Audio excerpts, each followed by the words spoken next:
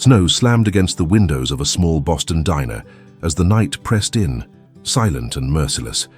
Chloe stood behind the counter, her fingers gripping the old black phone as she whispered the words she had tried all day to avoid. "Mum, I can't come home for Christmas." The lights above her flickered, catching the tears she tried to hide. She didn't know a billionaire CEO sat only a few feet away, a man wrapped in a life of power, silence, and unspoken wounds. He had paused mid-step when he heard her voice crack through the noise of the storm. Two strangers, one a struggling waitress, the other a man drowning in responsibilities, found themselves pulled into the same fragile moment, neither realizing how deeply their lives were about to intertwine. What began as a quiet confession on a cold winter night became a life-changing story of second chances, hidden pain, and a small act of kindness that would reshape both of their paths. Their meeting was accidental, but what it awakened inside each of them was anything but. Before we begin this emotional story, tell us in the comments from which city you are watching, and don't forget to leave your like to keep following us. Snow drifted across Boylston Street in thin, drifting sheets as Chloe leaned against the counter of the nearly empty Boston diner. The place hummed with low fluorescent light, Christmas garlands drooping along the windows as though even they were tired.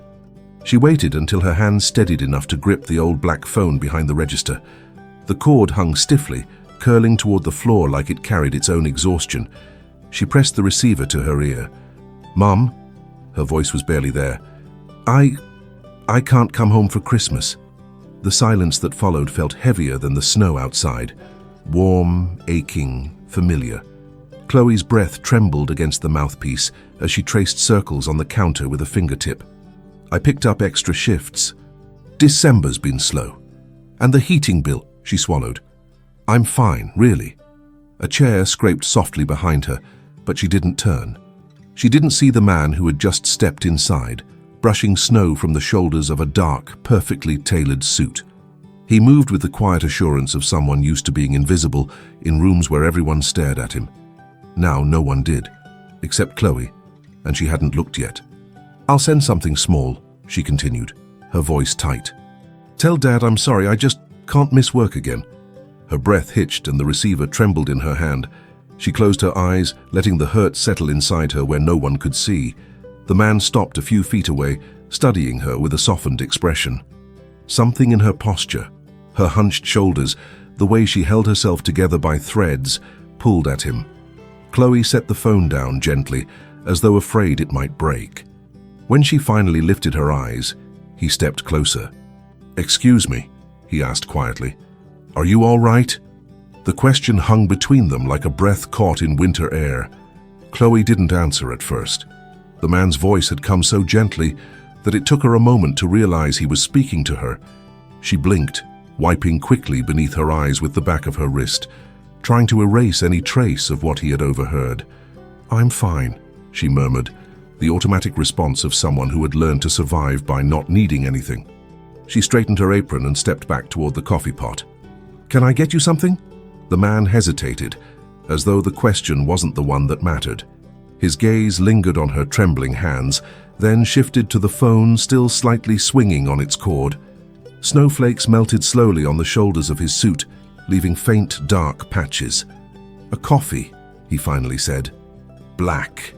Chloe nodded, grateful for the task. Routine steadied her. She poured the coffee carefully, though the cup clinked faintly against the pot. When she brought it to him, he didn't reach for it right away. Instead, he studied her in a quiet, searching way, like someone recognizing a story he once lived. "You shouldn't have to spend Christmas alone," he said softly. Her breath froze for a second. She forced a polite smile. "A lot of people work holidays. It's just how it is." "But it shouldn't be." The conviction in his voice startled her, not loud but weighted as if born from something personal. She set the cup down and folded her hands behind her back, trying to create a little distance. "Sir, really, I'm okay.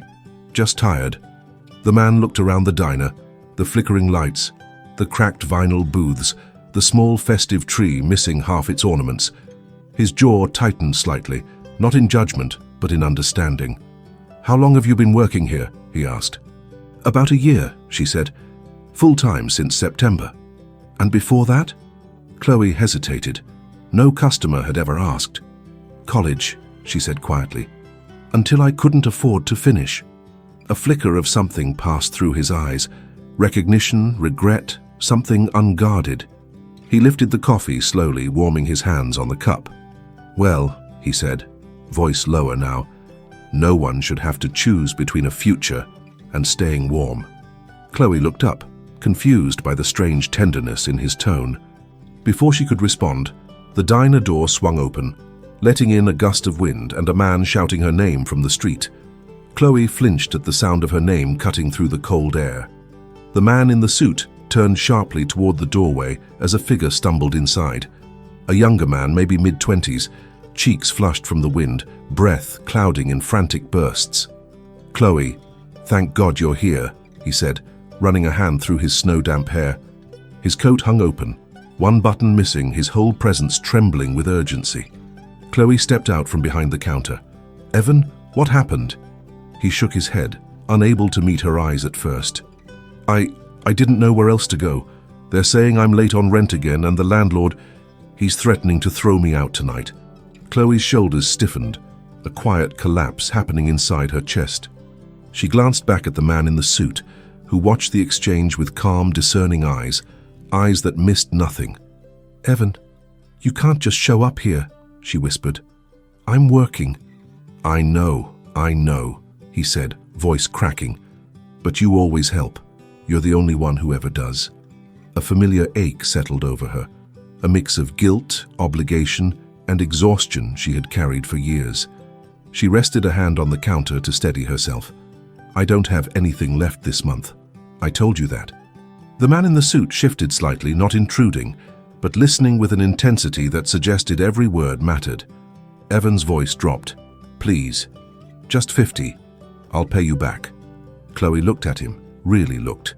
The desperation, the broken pride, the same cycle repeating. She opened her mouth, unsure of what to say, when the suited man stepped closer. Is everything all right here? He asked gently, directing the question to her, not Evan.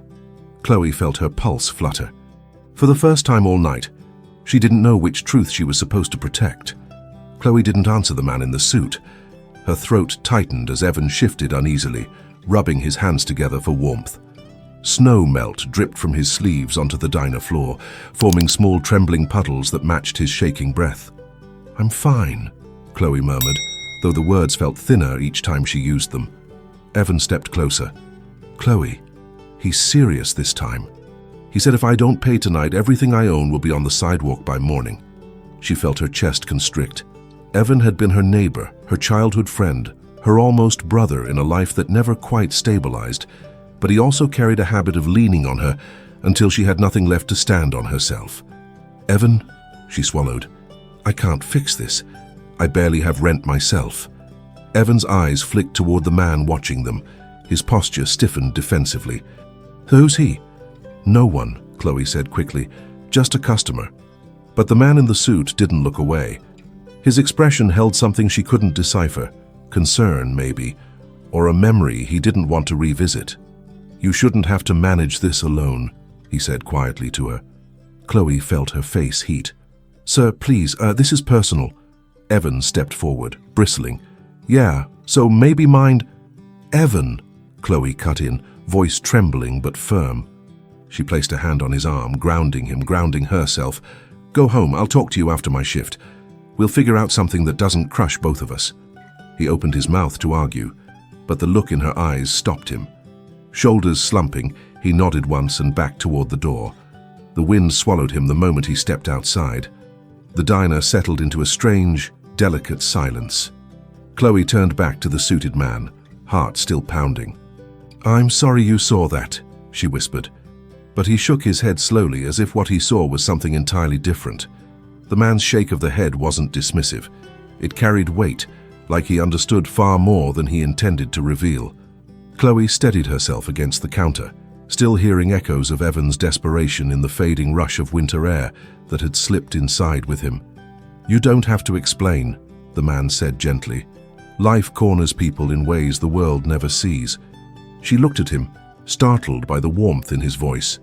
Customers came and went every night, some rude, some kind, none lingering long enough to look past her uniform.